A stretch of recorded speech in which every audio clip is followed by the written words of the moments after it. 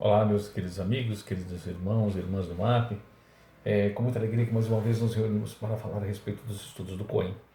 E assim, utilizando os conhecimentos da doutrina espírita, nós nos aprofundamos um pouco mais, aprendemos um pouco mais a respeito dos ensinamentos do Cristo. E assim nos aproximamos de Jesus na medida em que, melhor esclarecidos, podemos colocar em prática os seus ensinamentos. Nós, como sempre, pedimos a todos que nesse instante fechem os olhos nesse momento, elevem o seu pensamento até Deus, nosso Pai, até Jesus, o nosso Mestre, e pedindo para que Jesus possa vir em nosso auxílio, nos amparar no teu amor, na tua misericórdia, adentrar as nossas casas, os nossos corações, para que Ele se faça presente em nossa vida e permitir também a presença dos amigos espirituais responsáveis pelo trabalho do Coen, para que também possam se fazer presentes e assim nos inspirar, abrindo nossos canais mediúnicos, nosso entendimento, para que possamos assimilar cada vez melhor as lições que estudaremos aqui. Que assim seja, graças a Deus, graças a Ti, Mestre Jesus. Bem, meus amigos, nós hoje faremos um estudo a respeito do personagem Paulo, considerado um dos maiores apóstolos do Cristo, mesmo não tendo conhecido Jesus pessoalmente.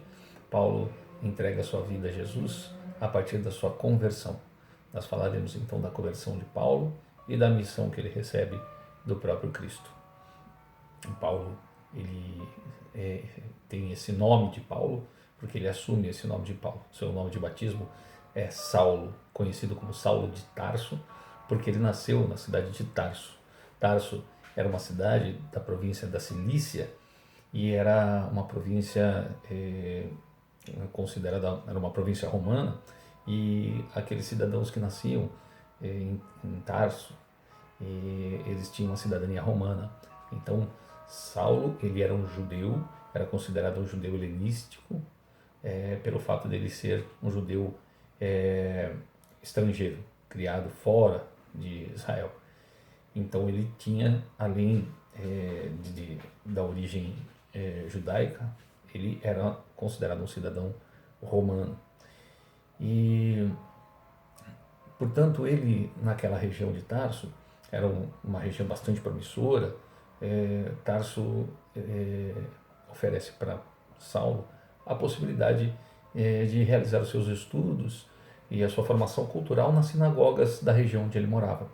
E assim, ele, muito apaixonado pelas escrituras sagradas, pela Torá, pelo estudo da Torá, ele se dedica ao aprendizado das escrituras e depois tem o complemento dos seus ensinos, da sua formação cultural e religiosa na cidade de Jerusalém. Ele vai ainda novo para Jerusalém e ele tem a grata oportunidade de receber a conclusão dos seus ensinos com um dos rabinos muito conhecido, muito respeitado, de uma índole notória, de um caráter ilibado, que era Gamaliel.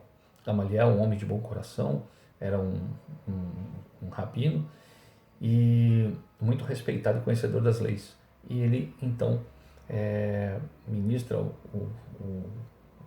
os ensinamentos a Saulo, que conclui esses ensinamentos em Jerusalém. E, claro, devido ao, ao seu mestre, Gamaliel, e também pelo seu conhecido intelecto, pela sua disposição em aprender, pela sua vontade de aprender, pela sua paixão pelas escrituras, ele acaba se tornando membro do Sinédrio. Tá? O Sinédrio, ele era um tribunal religioso, né? O Sinédrio, ele era composto de partes da sociedade mais rica, da sociedade mais rica, judaica mais rica, né? E parte desses membros eram os saduceus, que eram os sacerdotes, e parte deles eram compostos pelos estudiosos, né, da Torá, que eram considerados doutores da lei, eram os fariseus. E Saulo, então, por ser um estudioso, por vir também de uma família bastante abastada e por ter como seu mentor Gamaliel, ele é admitido no Sinédrio e ele participa, inclusive, com votos no Sinédrio. Então, Paulo passa a participar, assim, da nata, né, da elite religiosa de Jerusalém. E Paulo tem um papel importante justamente por esse conhecimento que ele adquire, por essa formação religiosa que ele adquire, e ele entende então que ele passa a ser um defensor das tradições e ser um servo de Deus, né, bastante fiel. E como pertencente ao Sinédrio, que foi quem julgou Jesus, ele era conhecedor das histórias do Cristo, ainda que ele não tivesse conhecido, acompanhado, ele sabia, ele conhecia a história de Jesus, ele sabia de como o Sinédrio entendia o perigo de Jesus, por entender que ele era um herege, ele pregava para a destruição das tradições e das leis mosaicas. Então ele já vinha com também esta bagagem, ele trazia esse conhecimento apresentado pelos sacerdotes fariseus na época. E é nesse momento em que Paulo chega a Jerusalém, a comunidade cristã, depois de Jesus ter ascendido aos céus, voltado para a pátria espiritual, a comunidade cristã está em franco crescimento. Eles têm muitos adeptos, muitas pessoas são transformadas depois do conhecimento, né? Depois de que o episódio da aparição do Cristo, depois dele ter sido crucificado, ele se alastra. Todos ficam conhecendo essa história. E Jesus aparece depois para os discípulos, depois para os seus seguidores, para os seus discípulos. Muitos veem Jesus depois do episódio da crucificação e acaba se convertendo de fato ao cristianismo, passa a ser um seguidor do Cristo. E ele chega nesse momento em que os seguidores estão se multiplicando, eles estão crescendo muito rápido. E nesse momento, alguns na comunidade cristã, eles faziam um sistema de partilha, eles recebiam muitas doações de pessoas que se convertiam ao cristianismo, faziam parte dessa comunidade.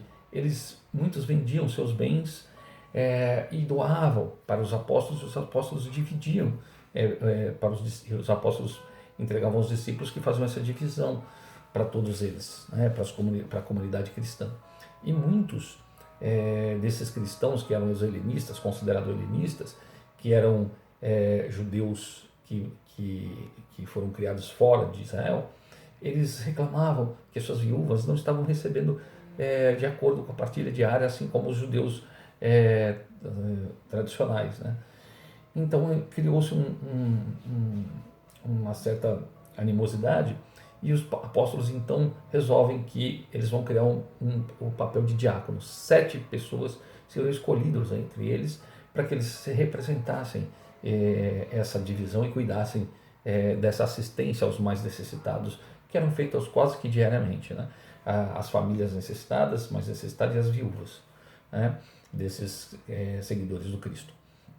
E elegeram então 7 homens que teriam que ter uma reputação ilibada, teriam que ser pessoas retas, pessoas bastante de moral ilibada, né?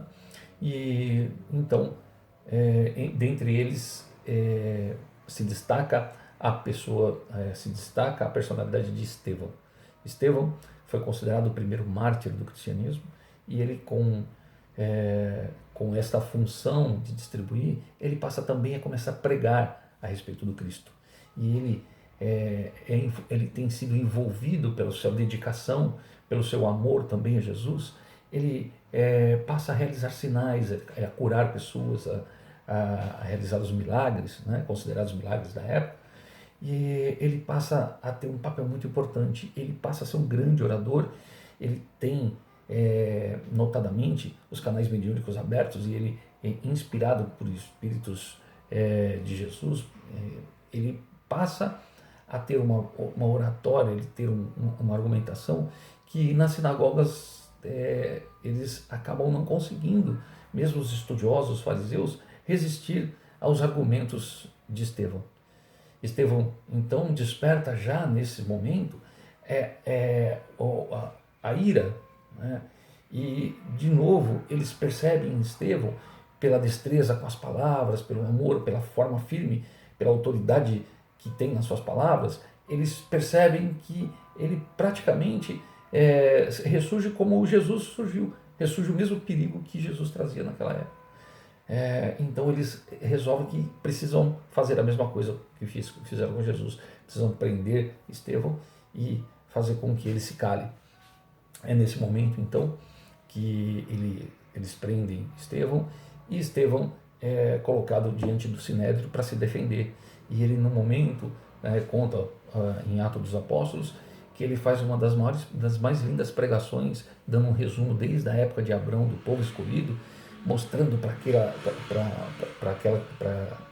aquele tribunal que desde a época dos antepassados deles, assim como Moisés não foi aceito pela população, pelo seu povo, mesmo tendo sido um emissário de Deus, ele foi rejeitado pelo seu povo, e ele discorre sobre o tempo de peregrinação no deserto, fala sobre José, que foi o José do Egito, que também era um servo de Deus, escolhido por Deus, e também foi rejeitado pelos seus próprios irmãos, que o jogaram para ser morto num poço, e ele acaba se tornando o José do Egito, né? É um governador do Egito, que os seus antepassados vêm agindo contra os emissários de Deus, assim como o fez com Jesus, e ele acusa aquela geração de ter assassinado Jesus, um emissário de Deus, né? Então eles se revoltam, eles ficam muito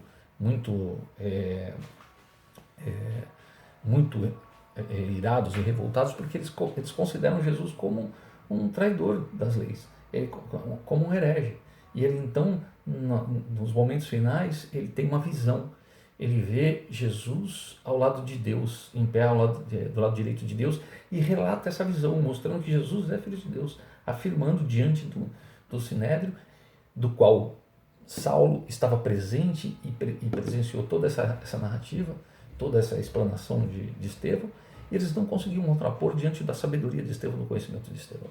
E eles se revoltaram, então, nesse momento em que ele fala sobre que Jesus está ao lado de Deus e manda prender, eles se revoltam, agarram Estevão, levam para fora dos limites da cidade, e sob a fiscalização de Saulo, ele é condenado à morte através da martirização, ou seja, o primeiro mártir, através da martirização por apedrejamento. Então, Estevão é apedrejado até a morte. E exatamente como Jesus também foi condenado através de calúnias contra ele, de blasfêmias contra ele, ele também é condenado, assim como Jesus, à morte, ao martírio. E assim como Jesus, ele, no momento em que ele sente que ele não vai resistir, que ele vai voltar para a pátria espiritual, ele pede para que Jesus receba o seu espírito, assim como Jesus fez, entregou o seu espírito a Deus. E também, assim como Jesus pede para que Deus nos perdoe por não sabermos o que fazíamos, ele também pede para que não seja imputado pecado àqueles que estavam o martirizando, exatamente o exemplo de Jesus. Então, ele entrega o seu espírito e desencarna naquele momento. E Saulo é o oficial romano, o oficial romano do Sinédrio, né? Ele é um romano pertencente ao Sinédrio, que está ali responsável por essa execução. E nesse momento, eles têm essa incumbência, e Saulo tem essa incumbência e acaba sendo movido de mais ódio ainda, mais raiva ainda, e um maior sentimento de perseguição para os cristãos. A partir daí, a perseguição de Saulo se agrava, se intensifica. Ele passa, a partir desse momento, entendendo que esse episódio despertaria nos cristãos novamente a motivação para que eles continuassem fazendo suas pregações, e desestabilizando a ordem e também afrontando a Deus. Ele então passa a perseguir com mais intensidade os cristãos. Eu gostaria de fazer uma menção aí nesse ponto, porque, claro, isso que consta nos livros sagrados, em Atos dos Apóstolos, mas este episódio ele tem um aprofundamento através da grata, do presente maravilhoso, da grata oportunidade que Chico teve de trazer para nós essa história com mais clareza, com mais profundidade, através das suas mãos, orientado por Emmanuel. No livro Paulo e Estevão tem uma história linda, um romance maravilhoso que conta um pouco mais o que motiva, o que intensifica a ira de Saulo para perseguir ainda mais os cristãos. E nesse livro existe uma ligação que fica conhecida por nós espíritas através dessa explicação de Chico e de Emmanuel, que existe uma ligação de Estevão com Saulo e de Saulo com a irmã de Estevão, que existe uma ligação e que esse livro explica de uma forma maravilhosa, que eu recomendo a leitura para quem deseja conhecer um pouco mais a respeito desse apóstolo maravilhoso que é Paulo. Então, Saulo passa então a perseguir os cristãos com mais intensidade. Ele então passa a buscar os cristãos, entrar nas suas casas, levá-los presos, mulheres, homens. Ele se revolta cada vez mais e faz um motivo da sua vida a perseguição aos seguidores do Cristo, por entender que aquilo é uma afronta ao seu Deus, né? E também pelo envolvimento que existe, contado por esse livro Paulo e Estevão, e melhor a gente pode entender conhecendo essa história. Então ele começa a fazer uma busca mais implacável, através de informações. Ele identifica os cristãos e vai buscar eles nas suas casas, prende eles nas suas casas, e ele acaba dispersando esses cristãos. Os cristãos apavorados acabam fugindo, tá? Os apóstolos acabam fugindo da região de Jerusalém e se dispersando. Ele dispersa os cristãos. Ele então vai até o sumo sacerdote, que é quem toma conta do Sinédrio, e ele pede então cartas avalizando uma diligência que ele próprio quer fazer para buscar na cidade de Damasco, através das informações que ele obteve com o seu pessoal, seus correligionários. Através de informações ele ficou sabendo que existia um líder que não estava lá em Jerusalém, mas que estava em Damasco, que se reuniria em Damasco, que era Ananias. Ele então pede autorização e vai buscar Ananias. E neste caminho para Damasco, ele, acompanhado de mais 3 pessoas que fazem parte dessa diligência, eles, no caminho de Damasco, acontece algo que mudaria a história de Saulo para sempre. Neste momento em que ele estava no caminho, no deserto, ele vê uma luz resplandecente muito intensa. Ele se assusta com aquela luz, cai do seu cavalo, cai no deserto, e ele ouve uma voz. Ele percebe a silhueta de alguém que pergunta para ele: Saulo, Saulo, por que me persegues? As pessoas que estavam com ele ouviram a voz, não entenderam direito, mas ficaram amedrontadas porque não viam ninguém. Ele, por sua vez, pergunta: quem és tu? Quem és? E a voz diz: eu sou Jesus a quem persegues. Não recalcitres diante de seus aguilhões. Ou seja, não se revolte diante das suas dores, né? Porque aquilo é uma expressão de revolta. Aquela busca de perseguir os cristãos era por uma revolta que ele alimentava dentro dele, pelas dores que ele passava, que nesse livro Paulo e Estevão melhor a gente vai entender isso, né? Mas ele era movido por essa dor, e ele julgava que Cristo, que Jesus era o responsável por tudo isso. E isso era um contragolpe a tudo isso que ele sentia, e Jesus o alerta a respeito disso, para que ele não recalcitrasse diante dos aguilhões, né? Assim como o cavalo, quando recebe as esporas dos aguilhões, né, ele começa a se debater. Era isso que ele alertava Paulo. Paulo, então, amedrontado, percebe que ali ele estava tendo uma experiência espiritual. E nesse exato momento ele já entende que, de fato, aquele que era Jesus, porque ele sabia que Jesus já não vivia mais entre eles, estava falando com ele, e aqueles que o seguiam não viam Jesus, e ele teve a oportunidade de ver. Ele percebe então que na verdade ele estava diante do Messias verdadeiro, que ele cometera um erro. Ele já naquele momento ele percebe isso. Então quando ele se levanta, ele está completamente cego. Ele pede então àqueles que estavam acompanhando para que o levasse até Damasco, como Jesus orientou, dizendo para que eles, porque Paulo pergunta: Senhor, o que queres que eu faça? E Jesus então diz para que ele vá até Damasco e aguarde as próximas instruções. Então, quando ele levanta, ele se percebe cego, ele pede para que os amigos o levem lá e o deixem lá para que ele receba as próximas instruções. Assim, é como se Paulo ele fosse direcionado, e nesse momento em que ele estava lá, ele recebe a visita de uma pessoa, e ele não estava vendo, ele estava cego, e era exatamente de Ananias, aquele que era a quem ele perseguia, é o que recobraria sua visão, que traria cura para ele, ou seja, quem ele estava perseguindo o curaria. Então Ananias, também orientado por Jesus numa visão, Ananias recebe a visão do Cristo, que pede para que ele vá até a rua conhecida como Rua Direita, e lá ele vai encontrar um varão chamado Saulo, para que ele cure, porque ele vai estar cego, para que ele retome a visão de Saulo. E Ananias se assusta porque conhece, toda a comunidade cristã passa a conhecer Saulo, e ele pergunta para Jesus se ele sabe que Saulo é perseguidor, e Jesus diz que sim, mas que ele é o vaso escolhido por Jesus, e que ele seria peça fundamental para levar a mensagem de Jesus para os gentios. Fala diretamente para Ananias que ele escolhe Saulo para levar essa palavra, o evangelho, para os gentios, para os pagãos, para aqueles não judeus, para aqueles não religiosos. Então tem em Saulo essa missão. Ananias então, na sua fé, na sua resignação, mesmo diante desse, ele entende um risco, mas ele confia no Cristo, ele vai lá e recupera a visão de Saulo.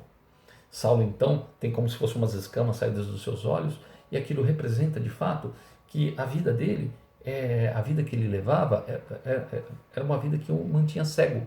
Ele estava cego por todo aquele brilho, por todo aquele status que ele tinha, e também pelo pouco entendimento, pelo entendimento estrito e não espiritual da lei. Então é como se depois de conhecer Jesus e ter visto Jesus, os seus olhos fossem abertos. Então ele passaria a partir daquele momento a enxergar com os olhos espirituais, e ele entendeu perfeitamente essa mensagem, porque a partir daquele dia ele passa a ser um grande cristão, um dos maiores apóstolos do Cristo, e ele muda o seu nome de Saulo para Paulo, ele se torna Paulo.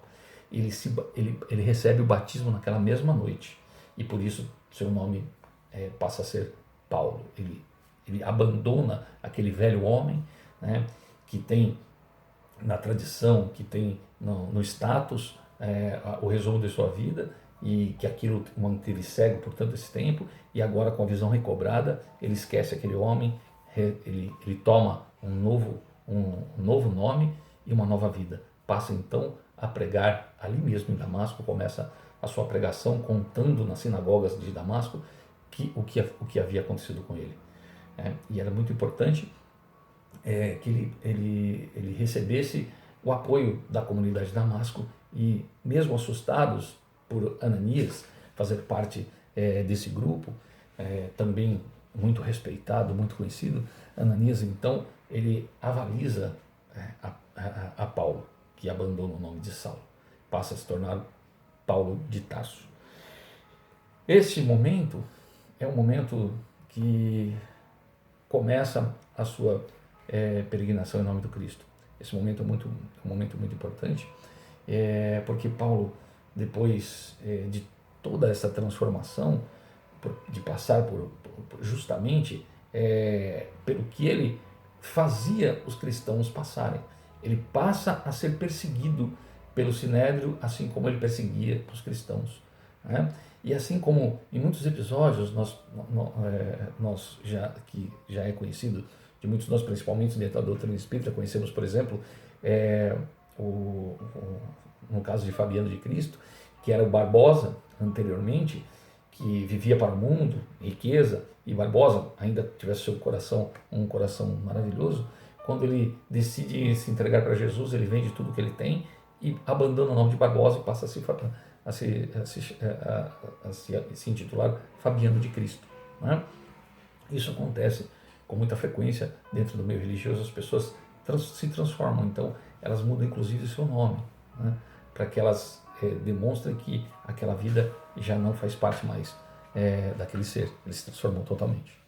Paulo, então, a partir daí, ele passa a fazer uma grande peregrinação através e começa a formar comunidades evangélicas além das fronteiras de Jerusalém.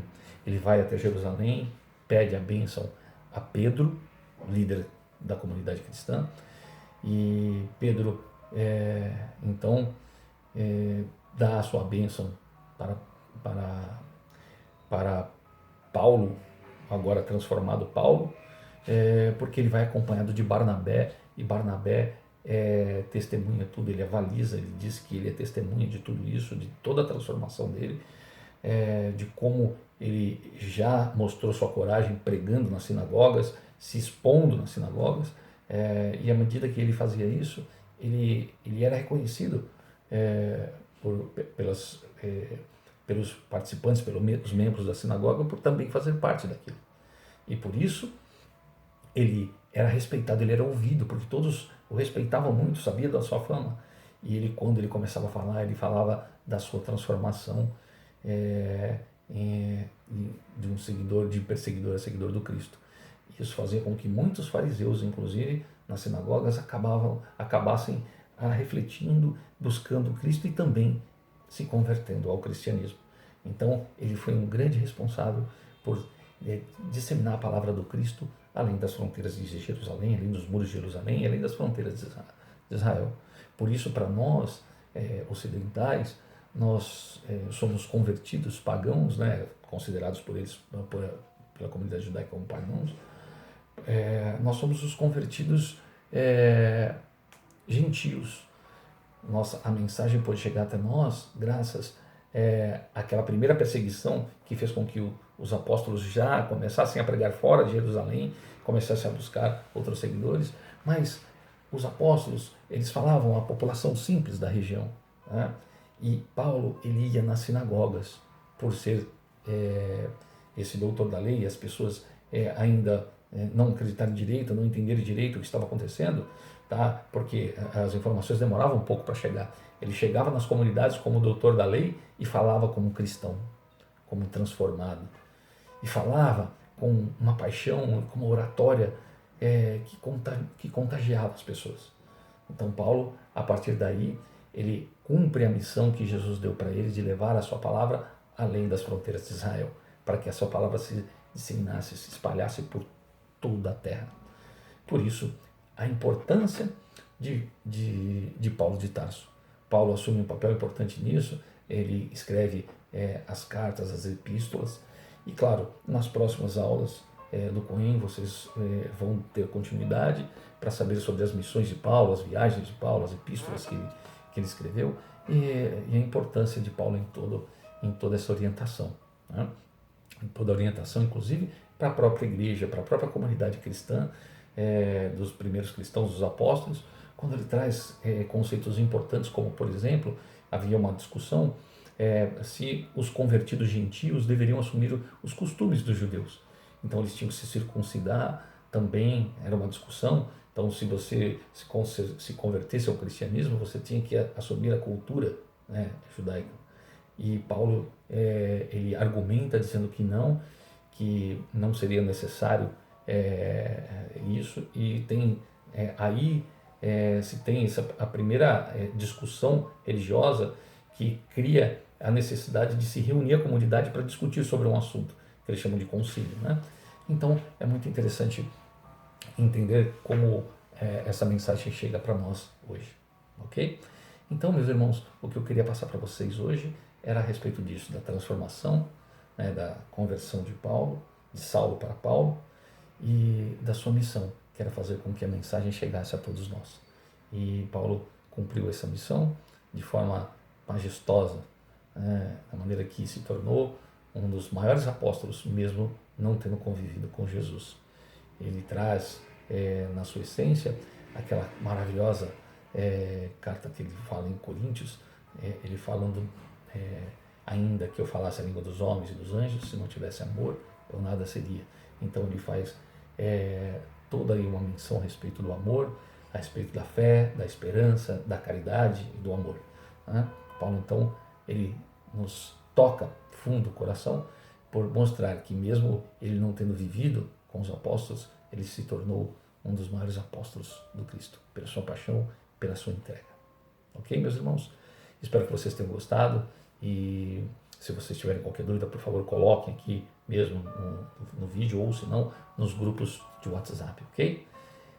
Muita paz a todos, muito obrigado. Que assim seja. Graças a Deus.